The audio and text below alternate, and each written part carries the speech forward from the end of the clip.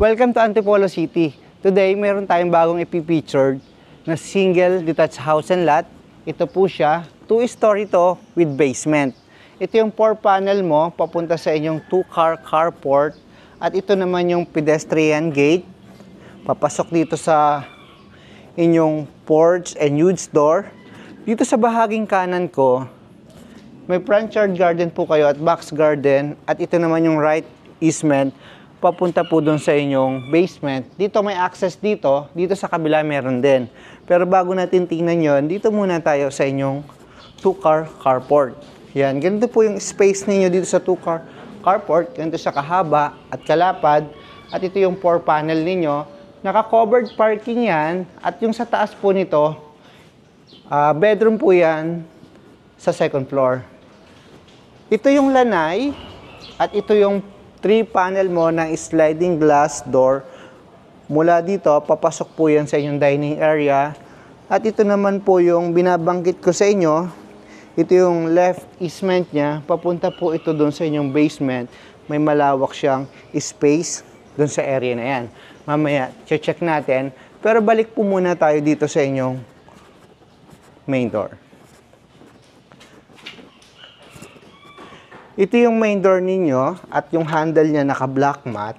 Pasok tayo sa loob. Pagpasok mo dito, ito yung living area, naka-doubled height ceiling.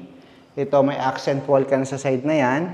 At dito ka, at pakita naman natin, ito yung corner glass. Mula dito hanggang sa ceiling yan, kaya maliwanag dito sa living area mo. At mabubi mo naman dito yung front yard garden mo. Bukod dyan, ito guys, may cabinet na siya dito.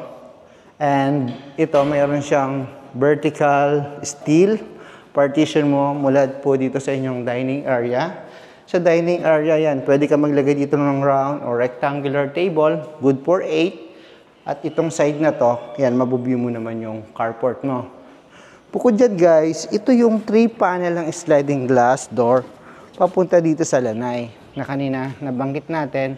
At ito, yan, mayroon siyang trellis at mayroon siyang bubong dito, naka-half cover na siya para protection nyo sa init at sa ulan. Next natin, kung mayroon kang dining area, siyempre, hindi ka mawawalan ng kitchen. Ito yung breakfast nook mo, and then yung countertop niya is naka-black solid surface itong area na to. At ito yung upper cabinet, may mga drawer ka dito, at ito yung sink, yung window mo, at ito yung cabinet, upper cabinet, yung red hood, dito yung cooktop. At dito naman sa side na to, ito yung continue nyo po ng inyong black solid surface, at ito yung drawer. Next natin, siyempre ito yung provision mo for 2-door refrigerator. At itong door na to, ito naman po yung inyong toilet and bathroom dito sa first level ng house and lot. Ito yung naka-tiles niya at yung shower. At ito yung posi, yung toilet at yung sink. Posi din po yung brand. Dito sa ground, meron po ditong bedroom. Itong side na to. Dito sa bedroom, yung tiles na ginamit dito is naka 20 by 100 yung wood tiles design. At ito yung 4-panel mo. Papunta dito sa balcony. At mula dito sa balcony guys, yan, may view ka naman dito ng mountain, yung side na yon. At dito, yan, makikita mo yung backyard mo dito sa baba ng house and lot mo. Yan yung, may access dyan papunta sa inyong, ano bang tawag sa baba? Yon, basement. Nakalimutan ko. At dito, meron ka ditong cabinet. Makita na natin yung dito sa ground floor o first level. Ito may hagdanan tayo dito papunta sa basement at ito naman yung papunta sa second floor. Tingnan po muna natin yung basement. May 2-panel ka dito ng glass. At itong side na to, under the staircase, pwede mo itong gawing storage area. Narito na tayo ngayon sa basement, guys. Yan, may open space ka na. Ganito, yung kalahati niya, lagpas kalahati is naka-concrete. At itong side naman po na to isa, yan, hindi siya naka-concrete. Kaya pwede mo siyang i-landscape itong area na to. At meron siyang mga malalaking natural stone dito na galing din po dito yung sa lupa na hinukay nila. Maganda yan, pang-design mo po sa landscape. Dito, may hagdanan dito. Papunta po ito dyan sa inyong front yard garden. Itong area na to. Tapos pwede mo pa itong i-landscape itong box garden na to. Maganda pa yung space. At dito sa kabila, kung may access ka doon, ng hagdanan, meron ka din dito sa area na to. Okay? Ang tutumbukin mo naman to, papuntang Lanay, papunta po doon sa yung 2-car carport.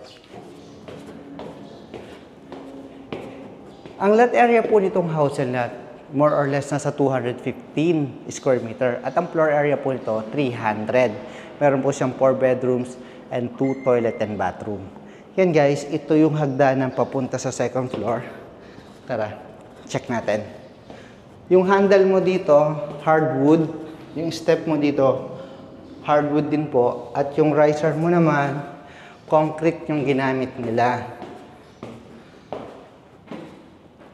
Yan guys, welcome po dito sa second floor. Dito po meron tayong 3 bedrooms at merong common toilet and bathroom sa first and second bedroom dito. At sa master bedroom naman, meron siyang sariling toilet and bathroom. At mula dito, yan, ito yung double height ceiling. Maganda to kung lalagyan mo ng chandelier. Next natin, itong first bedroom dito po sa second floor. At ito, meron kang 4-panel cabinet at meron kang 6-panel na drawer. At ito naman po yung bedroom 2. Hindi nagkakalayo ng size, yung orientation lang ng cabinet ang nagkaiba. Pero parehas din ng cabinet, 4-panel din siya. At ito naman po yung kanilang toilet and bathroom, yung common. Yan, ito po siya.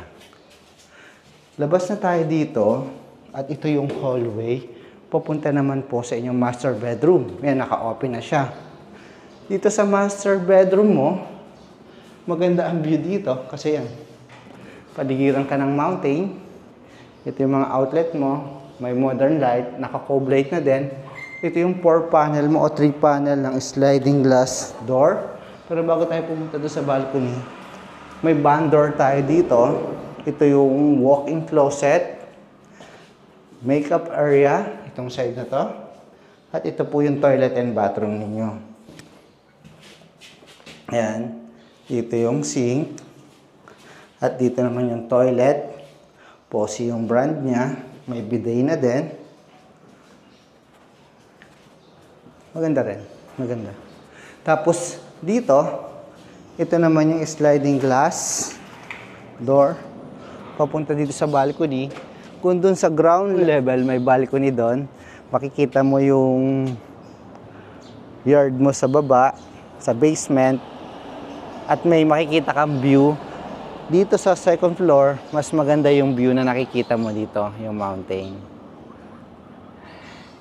Yan po, sana nagustuhan niyo itong bagong pinictured ko na property dito po sa Antipolo City.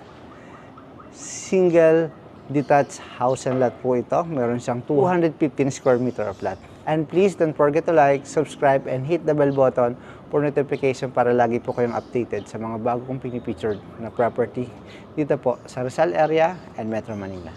Thank you and God bless. See you po sa susunod kong video.